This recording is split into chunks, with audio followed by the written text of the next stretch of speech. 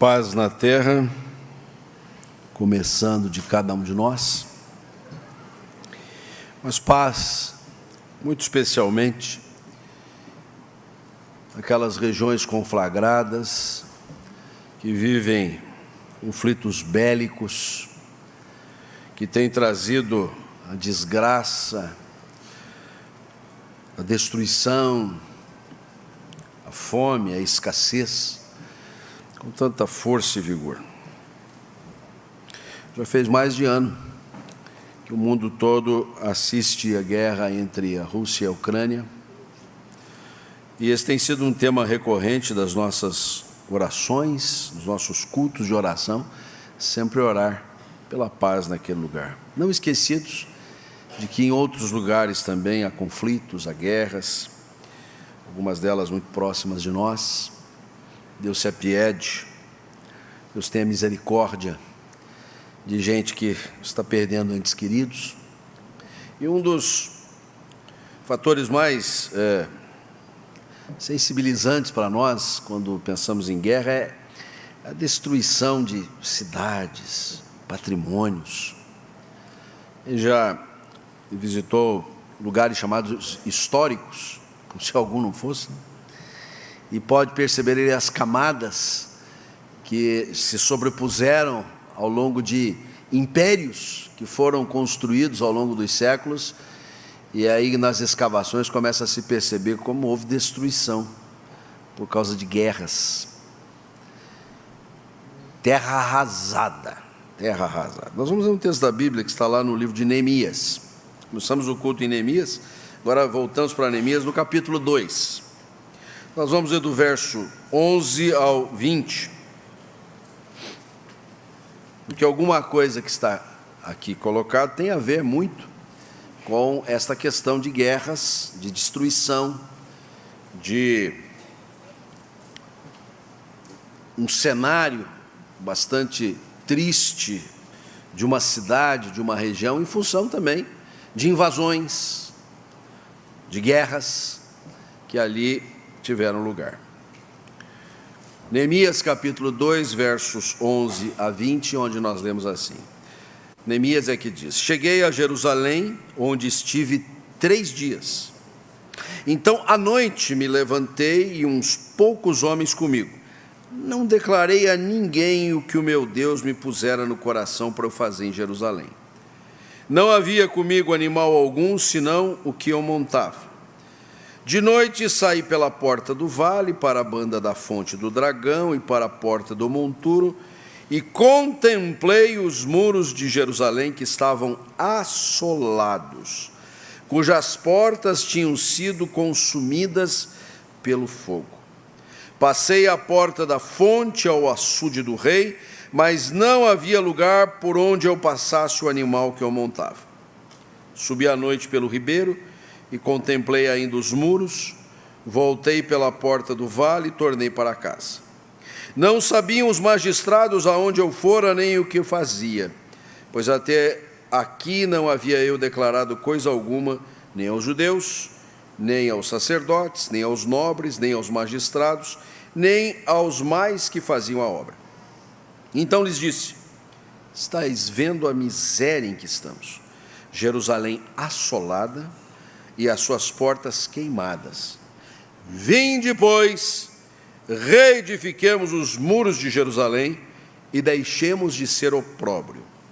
E lhes declarei como a boa mão do meu Deus estivera comigo, e também as palavras que o rei me falara. Então disseram: disponhamo-nos e edifiquemos, e fortaleceram as mãos para a boa obra. Porém, Sambalá, o horonita, e Tobias, o servo amonita, e Gesem, o arábio, quando souberam, zombaram de nós, e nos desprezaram e disseram: que é isto que fazeis? Quereis rebelar-vos contra o rei? Então lhes respondi: o Deus do céu é quem nos dará bom êxito. Nós, seus servos, nos disporemos e reedificaremos. Vós, todavia, não tendes parte, nem direito, nem memorial em Jerusalém. Vamos orar uma vez mais. Senhor, nosso Deus, nosso Pai, este é um momento precioso de culto, em que queremos agora ouvir a Tua voz que é certeira, que tem foco, que vai ao âmago das questões importantes da vida, e isso no que tange a cada um de nós. De tal sorte, nós queremos que o Senhor tenha uma palavra aos Teus filhos nesta manhã. Usa o Teu instrumento, que mesmo sendo deficitário, está sob a égide do Teu Espírito Santo, o mesmo Espírito que há de clarear nossas mentes e corações. Oramos assim em nome de Jesus. Amém. Cerca de 150 anos antes deste episódio aqui narrado, Nabucodonosor e os seus exércitos adentraram Jerusalém. Lá se ia o ano 586 a.C. E não entrou para fazer um turismo, uma passagem pelos lugares sagrados, mas para destruir. A resistência não foi capaz de suportar os fortes exércitos babilônios. E para deixar bem marcado a sua presença ali, a destruição foi tremenda, os muros caíram, as portas foram queimadas, as principais casas, os palácios, da mesma sorte, padeceram por isso. E o povo foi levado cativo. E a profecia de Jeremias, que trazia uma data em mente, que eram os 70 anos de cativeiro, estava se cumprindo ao longo daquele período. Então era tempo de retornar. E esse retorno se dá em algumas etapas, mas eis que se passaram longos anos, e efetivamente o povo que já havia retornado, não havia voltado com a força total para a reconstrução. De tal sorte que agora Deus levanta um homem, um indivíduo, que vai ser o líder político, o líder espiritual, para que aqueles tempos gloriosos da grande Jerusalém pudessem novamente ter lugar naquela instância. E este homem é Neemias. Neemias, ele nos traz a oportunidade da restauração, e é na esteira da restauração que eu queria trazer a nossa reflexão nesta manhã, realidades que talvez digam respeito a nós. Agora, eu não quero pensar em construções, eu não quero pensar em monumentos, eu não quero pensar em cidades históricas e até turísticas, em eras geológicas que podem ser pesquisadas nesses lugares. Eu quero pensar em você e em mim, em todos nós, que talvez algumas vezes parecemos verdadeiras cidades arrasadas. Estamos lá no buraco, tudo ao nosso redor se desfaz, estamos alquebrados, humilhados, desprezados, carregados de opróbrio. Nossa história está sendo marcada pela tragédia, pela crise, pela falta, pela escassez, pela dor, pelo luto, pela doença, pelo pesar, por toda sorte de males que parecem vir de uma só feita sobre os nossos ombros. E pinto com cores muito fortes esta realidade, porque em maior ou menor grau, nenhum de nós está isento de passar por estas realidades. Não existe uma vacina espiritual que nos seja inoculada e que nós podemos ter a garantia: isso não vai acontecer comigo, isso não aconteceu, isso não está acontecendo. E eu quero que na esteira da restauração a gente também ingresse, a gente também coloque o pezinho, e a gente possa, à luz do que teve lugar, com o objetivo de recuperar a grande Jerusalém, você também possa ser recuperado, você possa ser restaurado, você possa ser revigorado novamente, as suas forças retornem, e você tenha aquele ânimo, aquele estímulo tão necessário para o nosso viver. E eu creio que algumas lições aqui são muito preciosas para nós, fazendo o paralelo entre o que teve lugar ali, naquele 5º século antes de Cristo, e o que pode ter lugar hoje na minha e na sua vida, em pleno século 21. E a primeira coisa que nós aprendemos nesse texto é que, visando a restauração, precisamos uma avaliação sincera das coisas. Não podemos dourar a pílula. E eu destaco este versículo 17, a expressão, a miséria em que estamos. Neemias já tinha informações consideráveis a esse respeito, quando você volta para o capítulo 1, e ele recebe uma visita lá na Babilônia. Vamos lembrar que Neemias é um dos exilados, um dos degradados, que inclusive granjeou um posto junto à corte do rei lá na Babilônia, mas ele ainda era um escravo. E ele recebe uma comitiva que tinha um familiar seu, de nome Anani, e ele não hesitou em perguntar, assim que passou as saudações iniciais: como é que está a nossa gente? Como é que está o nosso povo? Como é que está a nossa família? Talvez já sentindo no coração que as notícias não seriam lá as melhores. Mas na medida em que Anani vai relatando para Neemias como é que estavam as coisas, certamente o seu coração ficou profundamente entristecido. E o versículo 3 diz assim: resposta de Anani a Neemias: os restantes que não foram levados para o exílio, e vocês estão aqui exilados, estão pensando assim: nós estamos longe da nossa terra, nós estamos sofrendo, nós somos os escravos do rei. Pois é, os que ficaram lá, que se acham na província, estão em grande miséria e desprezo.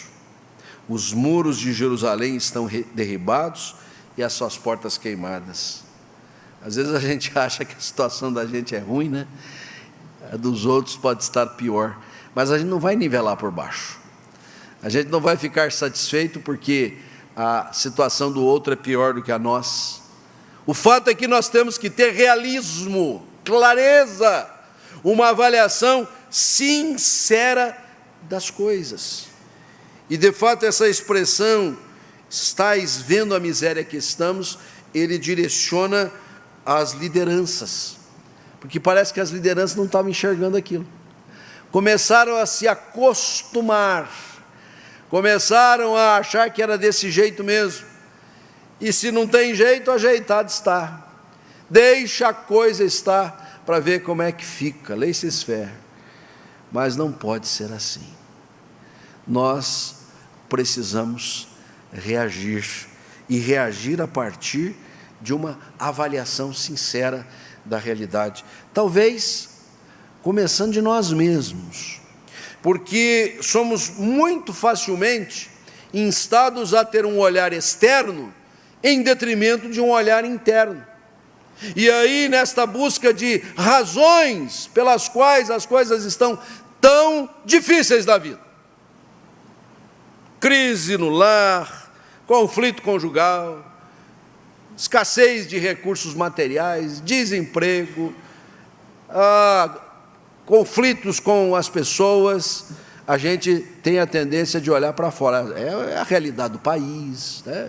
É um novo estado de coisas que aí está, e a gente tem às vezes dificuldade de olhar para dentro, para si mesmo, para aquilo que nos compete, para aquilo que é nosso dever e nossa missão. Eu me lembro aqui rapidamente de Saul, primeiro rei de Israel, um homem que tinha todas as condições de ser brilhante no seu reinado, porque tinha competência, porque tinha recursos, porque tinha até uma postura muito especial. A Bíblia diz que ele era um homem muito alto, ele se distinguia dos outros cerca de 1 palmo, né? É aquela pessoa assim que a gente via de longe, forte, militar. Mas qual o quê? Não era resolvido em si mesmo, tinha um complexo de inferioridade impressionante. Já desde quando ele havia sido ungido por Samuel, se escondia, não queria assumir o seu papel, ficou escondido no meio das bagagens, diz o texto da palavra de Deus. Mas o mais impressionante é quando Davi, que era um sujeito que era menor que ele, uns 60, 70 centímetros, não era militar, era um homem do campo e um poeta. Não é que o cidadão foi lá no meio da guerra dos filisteus e resolveu encarar a briga com Golias? E quando o desfecho daquela batalha foi a vitória do pequeno Davi contra o gigante Golias, houve uma cantoria geral que fazia uma referência ao fato de Saul ser um grande guerreiro que matou milhares. Mas Davi, que não era guerreiro coisíssima nenhuma, matou dezenas de milhares. O sujeito que já era complexado, ele ficou arrasado, porque ele achava que a culpa de tudo que ele estava passando devia-se a Davi. Davi era o culpado, e por isso não é sem razão que ele tentou inúmeras vezes matar Davi, inclusive Davi frequentando o palácio, Davi sentando-se à mesa com ele, Davi sendo amigo da família, porque Saul não fazia uma avaliação sincera das coisas, ele não olhava para si, ele olhava para os outros, ele procurava culpado nos outros. Saul culpava a Davi pelo seu estado de coisas. E aí eu lembro depois de Moisés. Esse não culpava os outros, esse se desculpava a si mesmo para não assumir a missão que Deus lhe havia dado. Você se lembra disso, né? Êxodo capítulo 3 e 4. Este Moisés, nascido hebreu, numa situação miraculosa, é possível ele ser criado pela própria família por um tempo, mas vai ser educado como filho da filha de Faraó, aí mata o egípcio na briga contra o hebreu, porque o seu sangue hebreu subiu, e ele tem que se evadir, e aí 40 anos depois de tudo isso, ele já com 80 anos, ele é chamado por Deus para voltar, e ser o restaurador, e ser o líder da libertação. Mas na medida em que Deus vai colocando essa missão para ele, ele vai se desculpando, vai dizendo, não é comigo não, eu não estou pronto, eu tenho problema de fala, eu não sei discernir bem as coisas, e vai dando todo tipo de excusa que Deus vai derrubando uma após outra, porque Moisés não fazia uma avaliação sincera da realidade, pensando assim, eu fui preparado para isso, eu fiquei 40 anos lá no palácio, e eu agora passei outros 40 anos aqui no deserto, para aprender como é que é o caminho do deserto, que ele teria que conduzir Israel na saída. Então é preciso, diante do quadro arrasador, da tristeza profunda que abate o nosso coração, primeiro de tudo fazer uma avaliação sincera das coisas, porque se a gente acha que não está tão bom, mas também não está tão ruim, a gente vai levando, fazer o quê? Já aguentei até aqui, vou aguentar mais um pouquinho. A gente não está disposto a entrar na esteira da restauração e efetivamente ser restaurado. Primeiro, uma avaliação sincera das coisas. Em segundo lugar, visando a restauração, precisamos de estímulo para a transformação. Neemias chegou em Jerusalém na moita, silente, não disse propriamente a que venho. A cidade não era assim tão pequenininha que ele poderia passar despercebido por todos, mas também não era tão grande que alguém já depois de 2, 3 dias não visse aquela figura estranha e que tinha familiares naquela cidade. Mas ele até ali estava silencioso, e ele sai para fazer a avaliação das coisas, como a gente leu já no verso 13, viu ali pela porta do vale, a fonte do dragão, a porta do monturo, todo arrasado, e aí o texto diz que ele não tinha ainda relatado a ninguém este estado de coisas. Parece que Neemias teve uma percepção que aquela liderança estava inerte. Ele menciona literalmente aqui os sacerdotes, os nobres, os magistrados, a liderança da cidade, o poder executivo, o poder judiciário. Falando da igreja, os oficiais da igreja, os líderes das sociedades internas e dos ministérios, os que servem à frente. Ninguém estava interessado. Então foi necessário que Neemias os chamasse à ordem. E tendo-os chamado à ordem, eles responderam. E o versículo de número 18 diz assim, que eu lhes declarei como a boa mão do meu Deus estivera comigo, e também as palavras que o rei me falaram. Então disseram, disponhamos-nos e edifiquemos. Vamos ter disposição. A nossa palavra aqui, neste ponto da nossa reflexão, é que arrasados, acabrunhados, oprimidos, completamente abatidos, há que haver em nosso coração uma palavra que vem do céu e atinge em cheio a nossa alma, dizendo, chegou a hora de levantar, chegou a hora de sair desta inércia, é tempo de nós nos dispormos. E essa disposição, ela é muito recorrente na palavra de Deus. Ela estava lá na chamada de Moisés, como agora há pouco nós nos lembramos. Estava lá na chamada de Abraão anteriormente, quando o Senhor disse, você tem que se dispor a sair da tua terra, da tua parentela, e ir para a terra que eu vou te mostrar, para você ser uma bênção a todas as nações.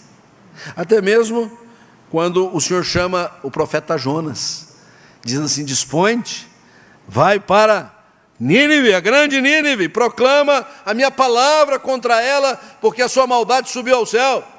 E é notável que, no mesmo espírito que o Senhor chama Jonas à disposição, ele teve disposição para fugir da presença de Deus. Então a gente precisa ser bem seletivo. A nossa disposição é para a restauração, ou a nossa disposição é para a inércia? Disponhamos-nos e edifiquemos. Aquela liderança estava inerte, mas a palavra deste homem de Deus, deste servo do Senhor, eles não ficaram a mais acomodados, e eles responderam efetivamente que teriam disposição para edificar. Então é preciso também que a gente se acautele quando convoca as pessoas à restauração. Nossa mensagem desta manhã tem este foco. Você está parecendo a Ucrânia nos últimos tempos? Sua vida está como terra arrasada? Eu quero dizer para você que é momento de ser estimulado à mudança, à transformação. Por isso até a gente deve se acautelar, no sentido de, neste objetivo, a gente não assombrar, não assustar. O apóstolo Pedro, um homem que tinha uma disposição tremenda para estar com Jesus, para servir a Jesus, liderando seus companheiros discípulos, aquele homem, na fatídica madrugada da sexta-feira da paixão, que se aproxima seu memorial de todos nós, ele negou Jesus.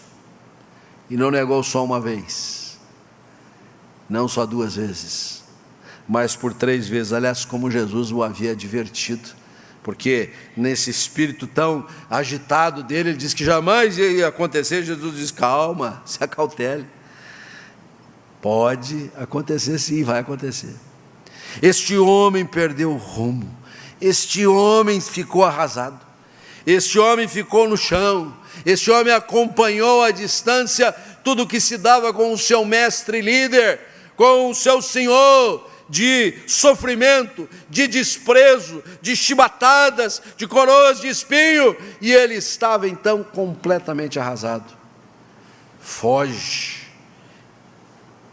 evade-se da companhia dos seus companheiros, vai mesmo retornar à sua lide de pescador que era, esquecido da convocação para pregar o reino de Deus.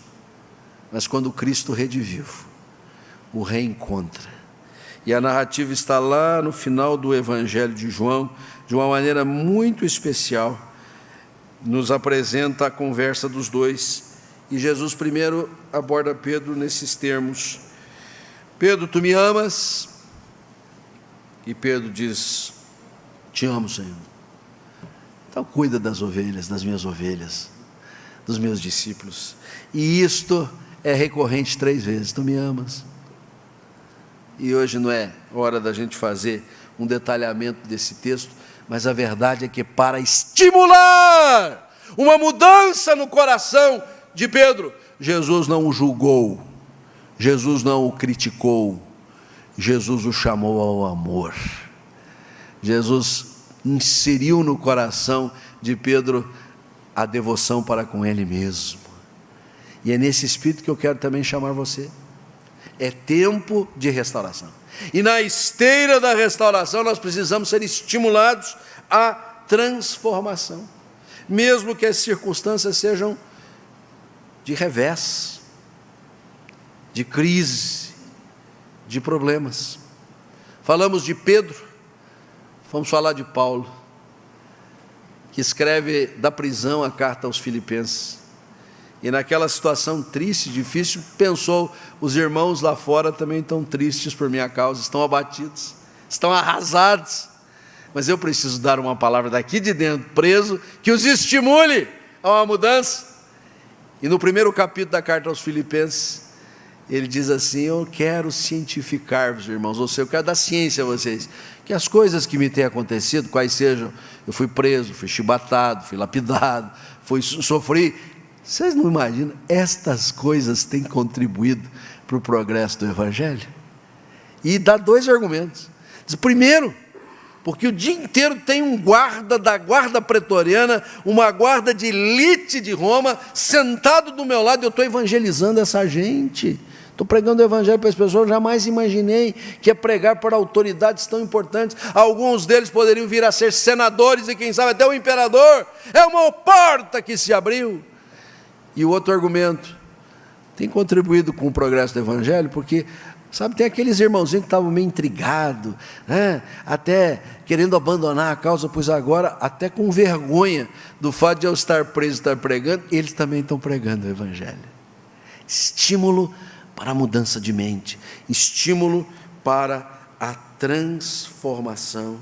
E é notável que então Neemias nos diga assim, na resposta daquela gente: disponhamos e edifiquemos. Não vamos ficar como terra arrasada, vamos nos levantar, vamos pela esteira da restauração. Uma avaliação sincera das coisas é imprescindível, estimulados para a transformação, e nessa altura é bom a gente estar advertido, estar preparado para as contrariedades, porque você já engrenou.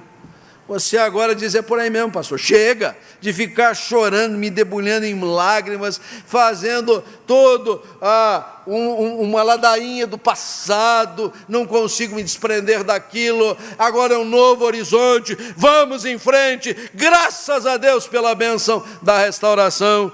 E de repente começa a aparecer os Sambalás e os Tobias da vida.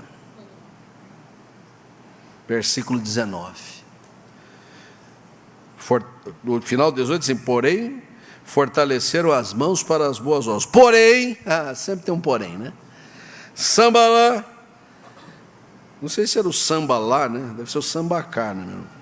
Sambalá, o Horonita, Tobias, o servo amonita, e Gesem, o arábio, quando souberam, zombaram de nós e nos desprezaram e disseram: que é isso que fazeis? Quereis vos rebelar contra o rei, achando que o rei não tinha incumbido Neemias de fazer aquilo, ele estava com a autorização do rei, ou talvez soubesse, mas queria desfazer a obra, né? Não falta gente para contrariar esse espírito de restauração. É só você dar uma animadinha, que na primeira curva vai aparecer alguém para te custear, para colocar dedo na ferida, para te desestimular, para tirar o seu gás, o seu ânimo. É natural isso, porque é da natureza humana. Mas a palavra de Deus até registra alguns episódios muito interessantes. O primeiro deles, lá quando Israel estava deveria adentrar a terra prometida, e mandou espias. Isso foi 40 anos antes deles finalmente entrarem, e essa foi a razão porque não entraram de imediato. E eles voltaram com um relatório tremendo. Lá a terra é fabulosa, os seus frutos são gigantescos, mana, leite e mel. É maravilhoso. Só tem um porém: do tamanho dos alimentos, é o tamanho da gente lá, gigantes. Nós vamos ser trucidados. Aqueles 10 dos 12 espias, então tirando Calebe e Josué, foram Sambalás e Tobias da vida, para tirar o ânimo, o gás, a energia, a vontade de Israel de conquistar a terra que se lhe havia prometido. Pulamos do Antigo Testamento para o Novo Testamento. Agora há pouco mencionamos a figura de Pedro, que foi estimulado pelo Senhor a não desistir com a palavra de amor. Ao contrário, foi motivado à transformação. Mas foi o mesmo Pedro que, assim que Jesus disse que ele precisaria sofrer, precisaria padecer, passaria pelo Calvário, tentou dissuadir Jesus de seguir essa trilha, essa senda. Pedro também agiu à la Sambalá e Tobias. A gente esquece um pouco o Gesem aí, porque geralmente ele não é falado nas nossas rodas, né? Acho que fica mais fácil essa dupla que não é sertaneja, Sambalá e Tobias, mas tem o Gesem também. Sim, meus irmãos, às vezes não é tão distante de nós gente que tira o nosso ânimo. Não são espias que nem figuram mais na história da redenção, mas elementos muito destacados, pessoas de alto coturno, como Pedro, e que foi solenemente advertido por Jesus. O fato é que a gente tem que estar preparado por isso. Nossa palavra desta manhã é: você está como terra arrasada, é tempo de entrar na esteira da restauração.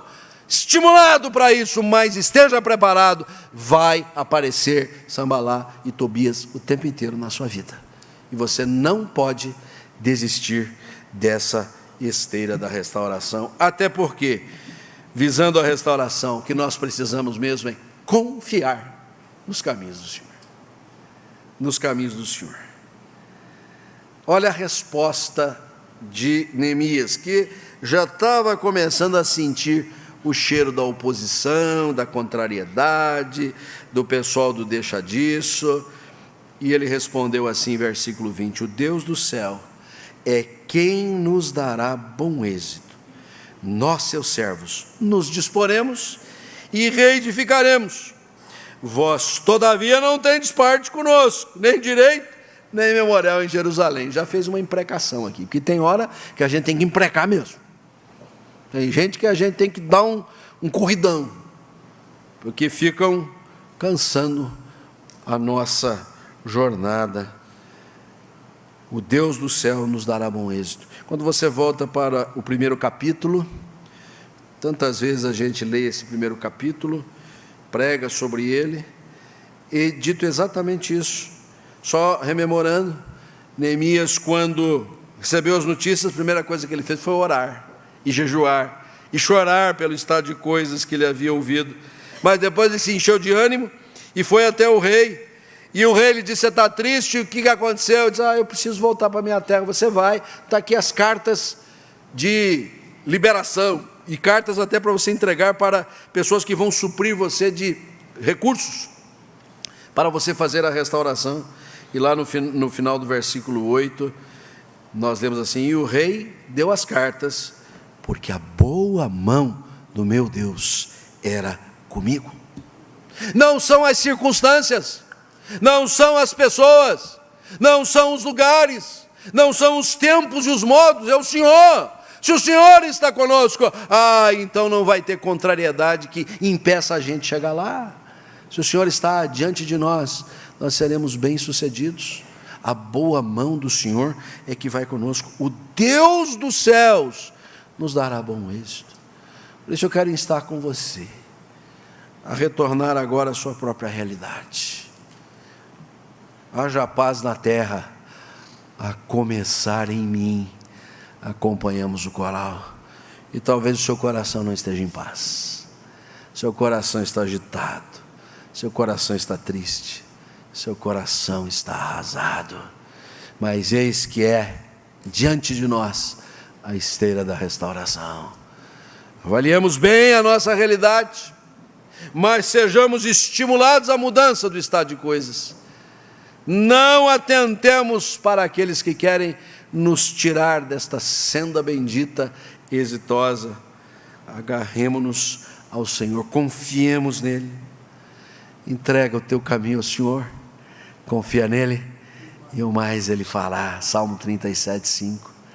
E o primeiro salmo da Bíblia diz assim, que aquele que ama o Senhor, ama a sua palavra, é uma árvore plantada junto a correntes de águas, e no devido tempo dá o seu fruto, folhagem não murcha, e tudo quanto ele faz terá êxito, será bem sucedido.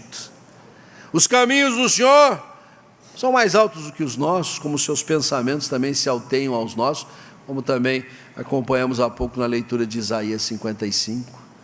É confiando nos caminhos do Senhor que a restauração se levantará na nossa vida. Seja assim com os filhos de Deus. Endossamos as palavras cantadas e oradas: haja paz na terra, mas a começar em cada um de nós. Porque talvez uma batalha, uma luta renhida, uma guerra sem fronteiras, ó Deus, tem abatido e abalado o nosso coração. E nós nos sentimos, ó Deus, frustrados, amargurados, entristecidos, uma verdadeira terra arrasada. Que precisa, ó Deus, não só de um Neemias, mas antes de tudo do Salvador Jesus, aquele que morreu por nós na cruz, aquele que venceu o pecado e nos trouxe eternal redenção. E é a Ele que confiamos, ó Deus, as nossas lutas, nossas dificuldades, nossas limitações, para que Ele possa trazer-nos a uma nova realidade, soerguer-nos do abatimento, elevar-nos, ó Deus, para uma rocha que é mais alta do que todos nós. Ó Deus, ministra aos corações dos teus filhos esta confiança de que nós sabemos em quem temos crido, que o Senhor é poderoso para guardar o nosso tesouro até o dia final. Dá-nos, ó Deus, a restauração de relacionamentos, restauração de lares, restauração de objetivos, projetos, planos, restauração, ó Deus, de compromisso contigo. Faz isso, ó Deus, por graça em nossas vidas. Oramos-te assim em nome e por amor de Jesus. E que a maravilhosa graça de nosso Senhor e Salvador Jesus Cristo, o amor infinito do Pai, as consolações do Espírito Santo sejam convosco permaneçam hoje e para todos sempre. Amém.